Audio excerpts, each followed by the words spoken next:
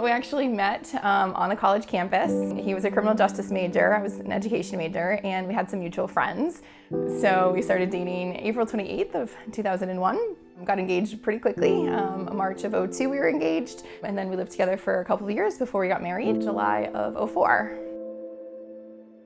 I got a phone call from the chief before they had hired him, and he was interviewing me, like, do you understand what comes with the job? And I was like, well, not really. I'm going to do whatever I need to do and support him in any way that I can through the career. But no, I don't think anyone really understands what law enforcement life is like until you're really in it, until you're really a part of it. The thrill of it, the excitement, the enthusiasm, the passion that he had for helping people, was so prominent, so pronounced, and he thrived, and he was the poster child for law enforcement. And then I noticed about 10 years in that some of the struggles that he was facing, some of the weight that he was carrying became pretty heavy for him to cope with. And he was diagnosed with PTSD in 2015 and ultimately led to a really difficult time for us as a family and ultimately led to a hospitalization in January.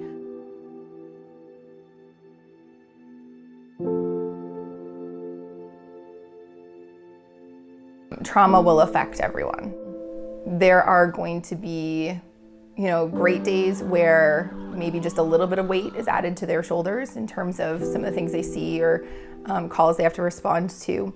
But throughout a law enforcement officer's life and career, there are tragedies and traumas that add a lot of weight to their shoulders. And if they aren't able to process that trauma, if they aren't able to work through it or communicate or have coping mechanisms, that weight will just pile and pile and pile and pile.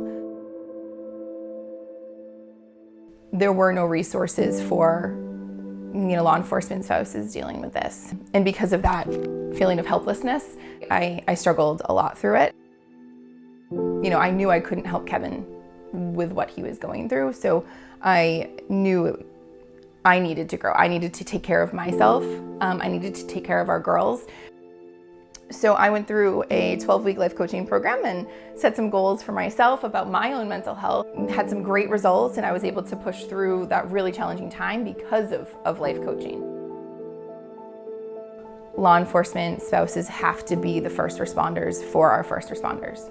If we aren't paying attention to them and being mindful of them and having conversations about them, then that leads to those mental health concerns that at some point will be addressed, whether it's in positive, open ways or through tragedy and trauma. My vision for Blue Lion Coaching is to have hundreds of coaches helping thousands of law enforcement spouses and partners across the entire United States.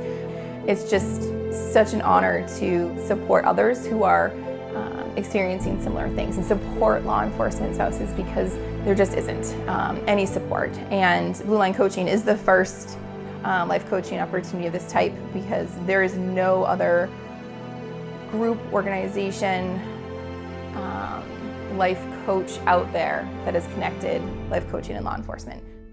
Blue Lion Coaching is it.